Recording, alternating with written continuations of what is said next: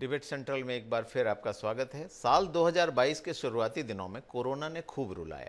अब जब साल 2022 विदा हो रहा है तो एक बार फिर से कोरोना ने दस्तक दी है। चीन के अलावा कई देशों में कोरोना कमबैक कर चुका है। इस पर केंद्र सरकार भी अलर्ट है। साथ ही सियासी बयानबाजी भी हो रही है। सभी मुद्दों पर करेंगे चर्चा। इससे पहले देखिए ये रिपोर्ट।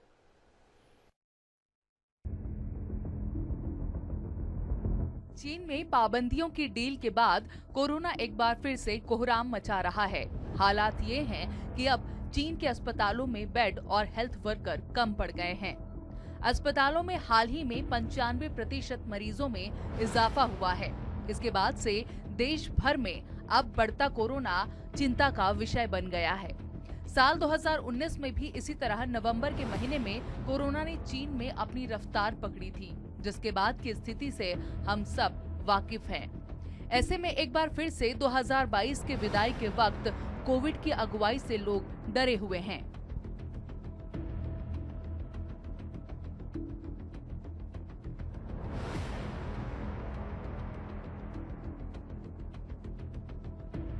जापान, दक्षिण कोरिया, ब्राजील, चीन और अमेरिका में कोविड-19 मामलों में ताजा उछाल के बाद केंद्रीय स्वास्थ्य मंत्री मनसुख मांडविया ने सभी राज्य और केंद्र शासित प्रदेशों में नए वेरिएंट पर नजर रखने का पत्र जारी किया है। कुछ देशों में कोविड के केसेस बढ़ने के कारण हमें अतिरिक्त सावधान रहने की आवश्यकता है। खास करके जो व्यक्ति इम्यूनो कम्प्रोमाइज्ड हैं, जैसे वृद्ध व्यक्ति, छोटे बच्चे, गर्भवती महिलाएं, डायबिटीज, ब्लड प्रेशर या इन बीमारियों से पीड़ित, इन्हें अतिरिक्त सावधानी की आवश्यकता होती है। चीन में जहां कोरोना कोहराम मचा रहा है, तो वहीं छत्तीसगढ़ में फिलहाल हालात राहत भरे हैं।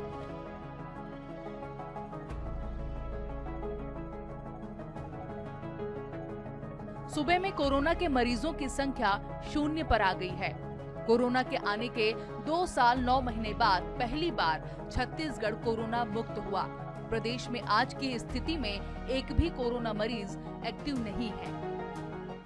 भारत सरकार तथा छत्तीसगढ़ सरकार द्वारा इसके लिए पूरी तैयारी कर ली गई है। जो भी पॉजिटिव केसेस हैं उनको जीनोम सीक्वेंसिंग के माध्यम से इसके वेरिएंट का पता लगा लिया जाएगा। साथ ही अस्पतालों में बिस्तरों की संख्या, डॉक्टर नर्स की उपस्थिति, ऑक्सीजन, दवाइयाँ, ये सब की व्यवस्था की हुई है ताकि कभी किसी को ज़रूरत पड़े तो हमें कोई कठिनाई ना हो। हम पूरी तरह से इसके लिए तैयार हैं। चीन में जहां कोरोना ने कोहराम मचा रखा है, तो वहीं भारत में केंद्र सरकार इसे लेकर अलर्ट मोड पर है। स्वास्थ्य विभाग इसे लेकर लगातार बैठकें लेने के साथ ही साथ समय समय पर एडवाइजरी भी जारी कर रही है। चीनी वायरस इस साल के जश्न में कितना खलल डालेगा, ये तो देखने वाली बात होगी। Bureau report, Asian news. तो इस मसले पर चर्चा करने के लिए हमारे साथ 3 खास मेहमान मौजूद हैं। बीजेपी नेता राजकुमार राठी जी मेरे साथ स्टूडियो में बने हुए हैं। इसके साथ ही एमडी मेडिसिन डॉक्टर राजकुमार बरनवाल जी हैं और आईएमए के प्रदेश अध्यक्ष डॉक्टर विकास अग्रवाल भी मेरे साथ जुड़े हुए हैं। आप सभी का एक बार पुनः स्वागत। विकास जी, ये बड़ी चिंता की बात है कि जिस दिन छत्तीसगढ़ में कोरोना के एक भी मामला नहीं आया, उसी दिन चीन में हालात इतने बिगड़ने की चर्चा हो गई कि केंद्र सरकार को बैठक बुलानी पड़ी और स्वास्थ्य मंत्री को एक अर्जेंट मीटिंग बुलाकर सारी स्थिति की समीक्षा करनी पड़ी और फिर से यह कहना पड़ा कि कोरोना प्रोटोकॉल जो है उसका पालन करिए। क्या जो स्थितियां हैं दुनिया में, जिस तरह से चीन में हाहाकार मचने लग गया है, स्मशानों में 2-2 हज़ार की वेटिंग तक चलने लग गई है, क्या भारत के लिए भी ये खतरे की घंटी है? देखिए, निश्चित तौर पे जब आज इंटरनेशनल फ्लाइट्स खुली हुई हैं, सभी देशों से लोगों का आना जाना शुरू है, जी। तो खतरा तो बना हुआ है क्योंकि लोग विदेशों से आते हैं, यहाँ के लोग विदेशों में जाते हैं फिर लौटते हैं, जी। तो बहुत ज्यादा संभावना है कि कैरियर बन के वो वापस आए। तो सावधानी बरतने की तो जरूरत है क्योंकि पहले भी जब पहली वेव शुरू हुई थी तो इसी तरीके से शुरू हुई थी। जी। डॉक्टर विकास, एक चीज़ जो कही जा रही है आमतौर पर चीन के मामले में, कहा जा रहा है कि चीन ने जीरो कोविड पॉलिसी के तहत लोगों को बहुत सेग्रीगेट करके रखा। हमने खुद भी देखा है, अपार्टमेंट्स की लिफ्ट बंद कर देना, यहाँ तक कि कोरोना संक्रमित लोगों को कैप्सूल तक में बंद करके रखना, इस तरह की चीज़ें की गई जिसके चलते हर्ड इम्यूनिटी डेवलप नहीं हुई और जिस तरह की इम्यूनिटी होनी चाहिए, एंटीबॉडी बननी चाहिए, वो नहीं बन पाई। भारत में वो स्थिति नहीं है। क्या आपको लगता है कि ये जो सिचुएशन का डिफरेंस है वो भारत के लिए कुछ राहत की बात है? निश्चित तौर पे इसमें हम राहत की स्थिति में हैं, क्योंकि हमारे यहाँ इतनी ज्यादा सख्त पाबंदी नहीं थी। हालांकि प्रोटोकॉल जारी किया गया था, फिर भी लोगों ने कितना प्रोटोकॉल फॉलो किया ये हम भी जानते हैं और आप भी जानते हैं जी। दूसरी बात, वैक्सीनेशन काफी हुआ है और लोगों का एक दूसरे के साथ मिलना जुलना भी शुरू है, तो कहीं ना कहीं हर्ड इम्यूनिटी डेवलप हुई है, जिसमें वैक्सीनेशन का भी बहुत बड़ा रोल है। जी। तो वैक्सीनेशन और हर्ड इम्यूनिटी जो है लोगों को बचा रहा है, परंतु फिर भी हमें सावधानी बरतनी है, क्योंकि वैक्सीनेशन कुल मिला के कितना इफेक्टिव है या नए वेरिएंट पे कितना इफेक्टिव रहेगा ये हम नहीं जानते हैं। तो हमें आंखें बंद करके नहीं बैठना है जी, बिल्कुल सतर्कता सावधानी, बहुत जरूरी है, बिल्कुल विशेषकर सावधानी जो बरतनी पड़ेगी, विदेशों आंखें से बंद जो करके नहीं बैठना है। इस बीच डॉक्टर राकेश गुप्ता भी हमारे साथ जुड़ चुके हैं। मैं डॉक्टर बरनवाल जी से भी समझने की कोशिश करूंगा कि अब जो सब वेरिएंट आया है वो कितना घातक हो सकता है। लेकिन इसके पहले राकेश जी, एक सवाल थोड़ा राजनीतिक। जिस दिन समीक्षा होती है, मनसुख मांडविया जी जो है समीक्षा करते हैं और एडवाइजरी जारी की जाती है राहुल गांधी के नाम चिट्ठी लिख के, तो सवाल जो है वो एक बीमारी से निपटने का है, एक महामारी से निपटने का है, इसका राजनीतिकरण क्यों किया जा रहा है?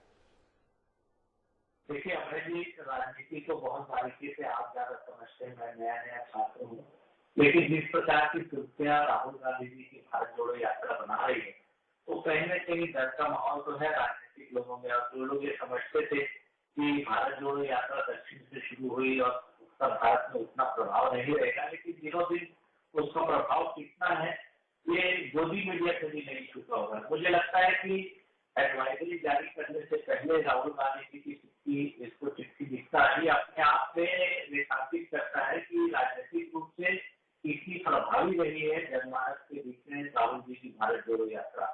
लेकिन फिर भी मुझे ऐसा लगता है कि कोविड का राजनीतिकरण तो केंद्र सरकार ने शुरू कर दिया, लेकिन सावधानी के बतौर उनको जिस तरीके से प्रयास प्राथमिक स्तर से शुरू करने थे वो नहीं शुरू हो पाए। और मुझे लगता है कि जो प्रयास किए जाने चाहिए थे उससे कहीं न कहीं उनकी विद्वता और नगरशीलता में प्रश्न चिन्ह लग गया है।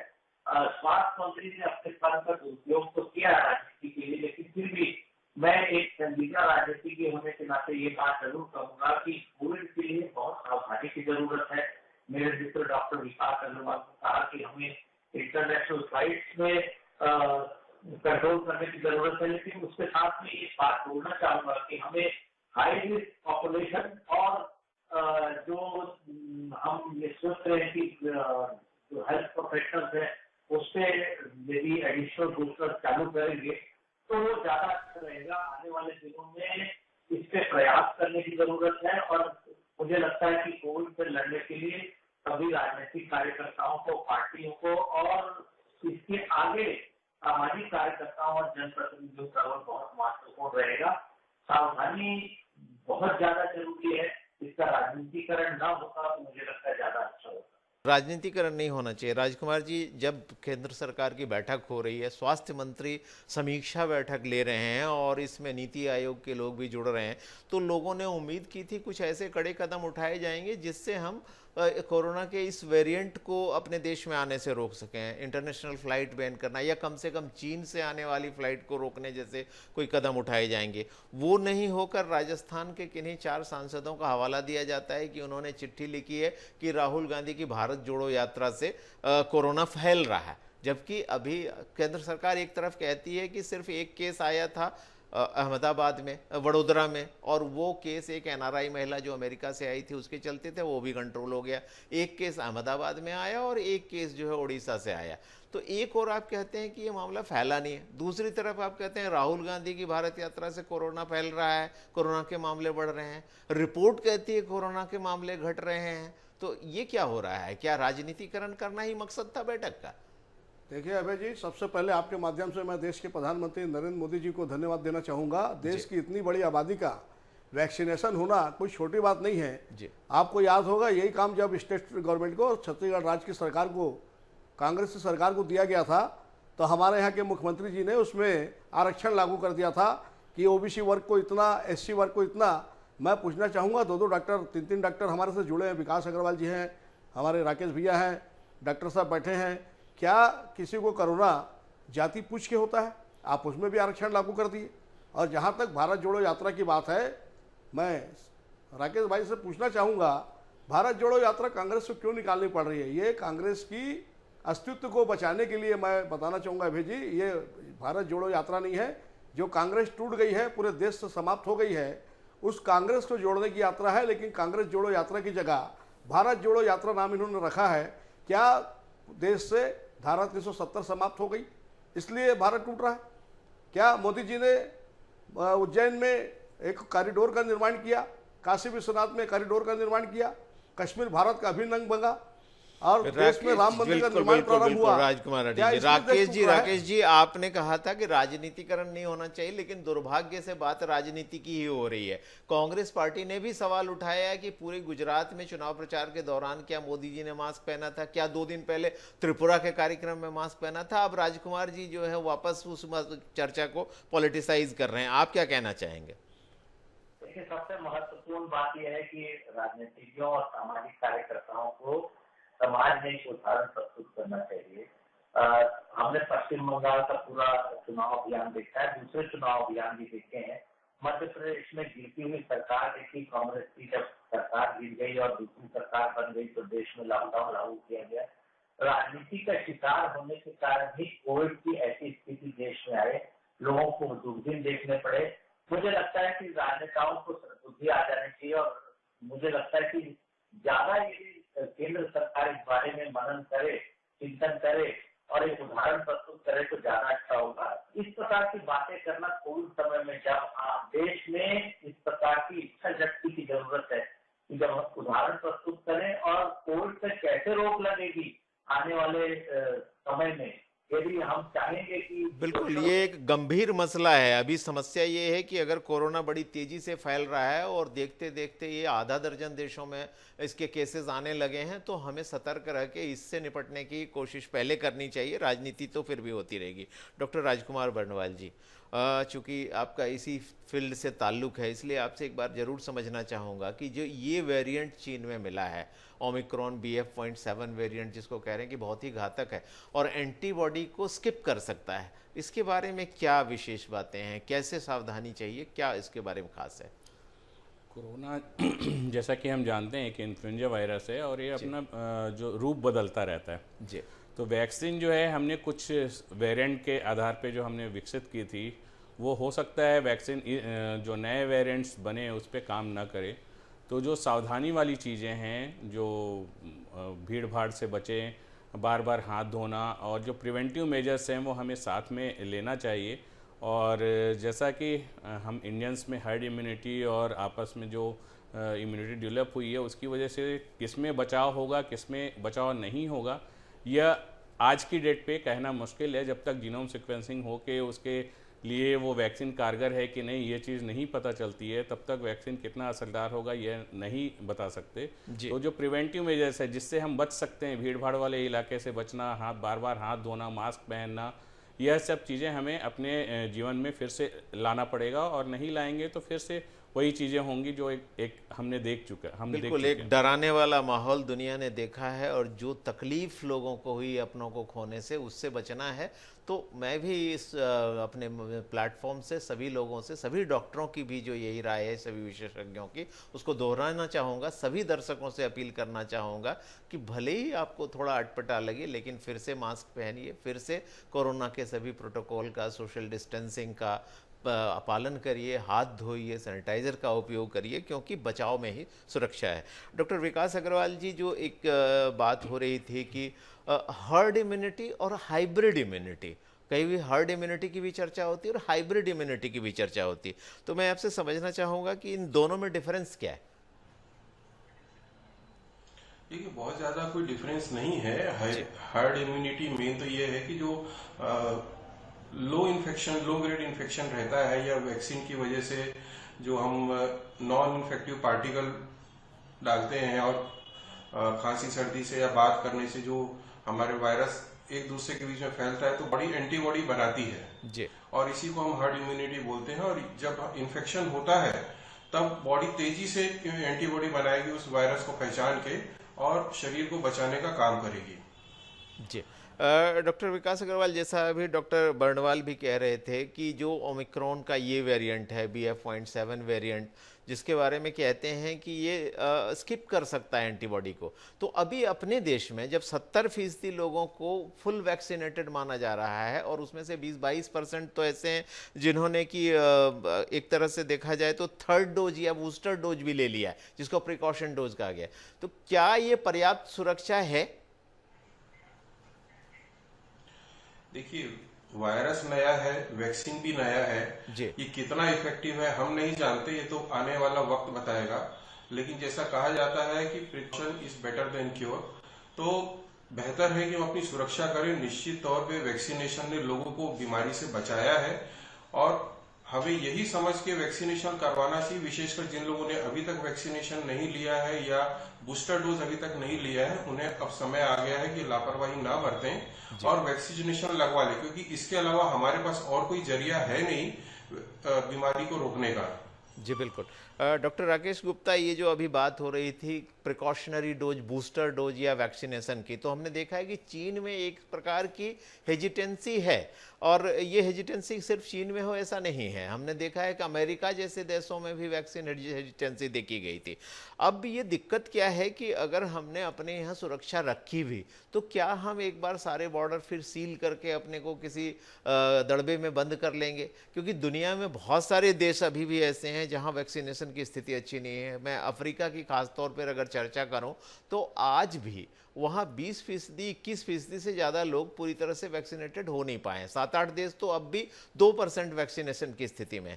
तो जब दुनिया के बाकी देशों में पूरी सुरक्षा नहीं हो पाई है, तो हम कितना बचाव कर पाएंगे, या हमें लगातार हर 6 महीने पर एक बूस्टर डोज लेते रहनी पड़ेगी? देखिए अभय जी, बहुत पते की बात आपने पूछी है।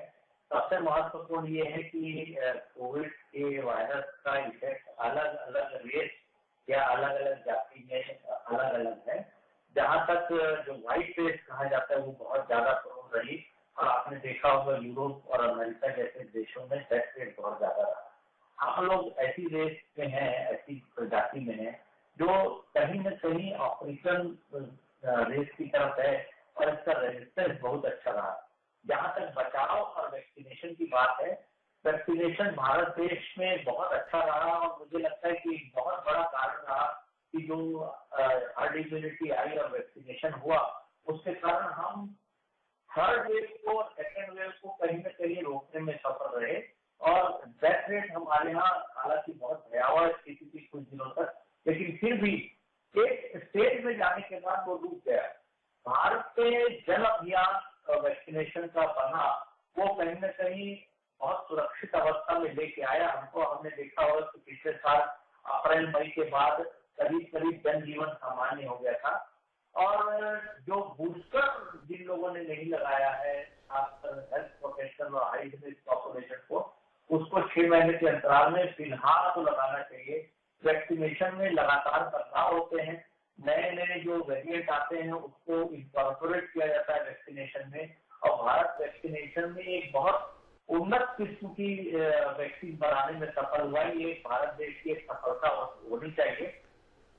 जी बिल्कुल, जी बिल्कुल। राजकुमार जी, एक चीज़ आपसे भी समझना चाहूँगा, जिस तरह से कहते हैं ना कि म्यूटेशन, स्पाइक प्रोटीन का एक खास किस्म के म्यूटेशन से ये बना हुआ है, ये जो वेरिएंट है R346T जिसको कह रहे हैं।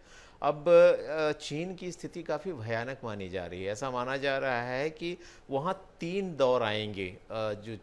जो नया वेरिएंट आया है उसकी 3 लहर आ सकती है मिड मार्च तक। पहली लहर, दूसरी लहर, तीसरी लहर, और इन 3 लहर में हर रोज़ 9,000 तक मौतें हो सकती हैं। मतलब 10 से 16 लाख तक लोग मर सकते हैं। 80% आबादी या 60% आबादी हो सकते हैं, संक्रमित हो सकते हैं। तो भले ही हम लोग वैक्सीनेटेड हो, भले ही हमने बूस्टर डोज ले रखा हो, अगर हमारे पड़ोसी देश में इतनी बड़ी संख्या में लोग संक्रमित होंगे तो हम अपने आप को कैसे बचाएं? देखिए अभय जी, मुझे लगता है अभी तो भारत में स्थिति एकदम ठीक है। लगभग 70% लोगों को वैक्सीनेशन भी हो चुका है जी। और जो हाई डोज अभी जो है, जो आया है बूस्टर डोज, वो भी काफ़ी लोगों ने लगवा लिया है। अभी स्थिति इतनी वो भयावह नहीं है कि फ्लाइट पे प्रतिबंध लगाया जाए। जब सही समय आएगा तो ये निर्णय भी केंद्र सरकार करेगी और मैं समझता हूँ मोदी जी की पहली प्राथमिकता देश के नागरिक हैं। उसमें किसी प्रकार की कोताही ना तो देश के प्रधानमंत्री ना भारतीय जनता पार्टी की सरकार बरतेगी। और जो भी इसमें मैं समझता हूँ डोज में सुधार की आवश्यकता होगी उसको केंद्र सरकार करेगी। और मैं समझता हूँ देश के नागरिकों को जब तक देश का प्रधानमंत्री नरेंद्र मोदी है किसी प्रकार की चिंता चलिए चिंता नहीं करनी चाहिए, सरकार आपकी चिंता कर रही है। डॉक्टर बरनवाल, संक्षेप में आखिरी आपसे चाहूँगा कि आपने अपने जो हमारे दर्शक हैं उनको जो सावधानियां उन्हें बरतनी चाहिए, खासतौर पर छत्तीसगढ़ के निवासियों की भी बात करूं तो उनके लिए आप कुछ ज़रूरी सलाह ज़रूर दें। कोरोना प्रोटोकॉल जैसा सभी जानते हैं, भीड़ भाड़ वाले इलाकों में जाने से बचें, मास्क पहने, सोशल डिस्टेंसिंग मेंटेन करें, बार बार हाथ धोएं, सर्दी खांसी अगर हो तो कोरोना की जांच जरूर कराएं और कोरोना होने पर उसकी जो मेडिसिन्स हैं, जो प्रिवेंशन हैं, जो डॉक्टर को दिखा के जो सही सलाह है वो लेकर इलाज कराएं। खासकर इम्यूनो कॉम्प्रोमाइज जो पॉपुलेशन है जैसे शुगर वाले, ब्लड प्रेशर वाले, प्रेगनेंसी, छोटे बच्चे और बूढ़े लोग, बुजुर्ग जो हैं वह यह सावधानी जरूर बरतें, नहीं तो यह फिर से भयावह रूप ले सकता है। जी बिल्कुल, बहुत ज़रूरी सलाह जो कि अब सभी दर्शकों के लिए थी। आप सावधानी बरतेंगे तो निश्चित तौर पे इस महामारी से बचे रह सकेंगे। डॉक्टर राकेश गुप्ता, राजकुमार राठी जी, डॉक्टर राजकुमार बरनवाल, डॉक्टर विकास अग्रवाल, आप चारों इस चर्चा में जुड़े और बड़ी महत्वपूर्ण जानकारियां साझा की, इसके लिए आप सभी का बहुत बहुत धन्यवाद। तो हम डिबेट सेंट्रल के इस हिस्से में देख रहे थे कोरोना के बढ़ते हुए पंजों की। एक बार फिर चीन में दहशत भरे माहौल में कोरोना ने पांव पसारे हैं और वहाँ स्थिति इतनी विकट हो गई कि अस्पताल में बेड नहीं मिल रहे हैं, स्मशानों में लाइन लग रही है, 2-2 हज़ार डेड बॉडीज़ की जो है वेटिंग हो गई है और सामूहिक अंतिम संस्कार तक किए जा रहे हैं। भले ही हमने वैक्सीनेशन का 70% हिस्सा पूरा कर लिया हो, फिर भी सावधानी जरूर रखें, सावधानी में ही सुरक्षा है। मुझे दीजिए इजाज़त, नमस्कार।